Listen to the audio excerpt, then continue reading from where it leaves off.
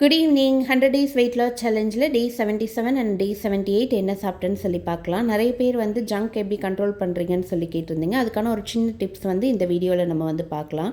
டே 77 அன்னைக்கு morning MD ஸ்டொமக்கில் warm water குடிச்சிட்டு first எடுத்துக்கிட்டது over night சொக் பண்ண பாதாமும் கிரேப்ஸும் தான் வந்து எடுத்துக்கிட்டேன்.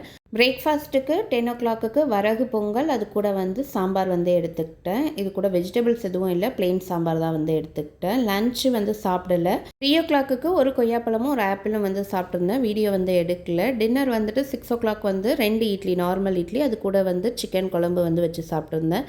டே 78 அன்னைக்கு மார்னிங் பிரேக்ஃபாஸ்ட் வந்து ஃப்ரூட்ஸ் தான் வந்து எடுத்துக்கிட்டேன்.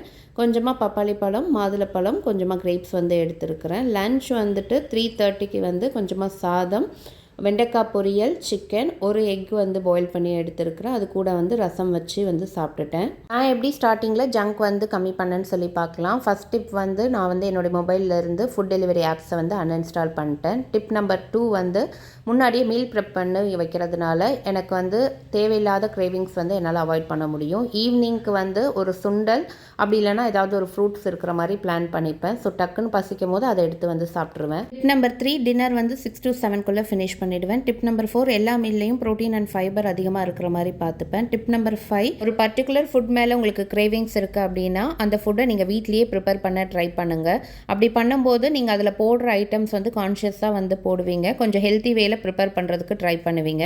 இந்த 5 டிப்ஸையும் நீங்கள் ஃபாலோ பண்ணி பாருங்கள். ஸ்டார்டிங்கில் உங்களோட ஜங்கை வந்து கண்டிப்பாக கம்மி பண்ண முடியும். இன்றைக்கி வீடியோ அவ்வளோதான். நாளைக்கு பார்க்கலாம்.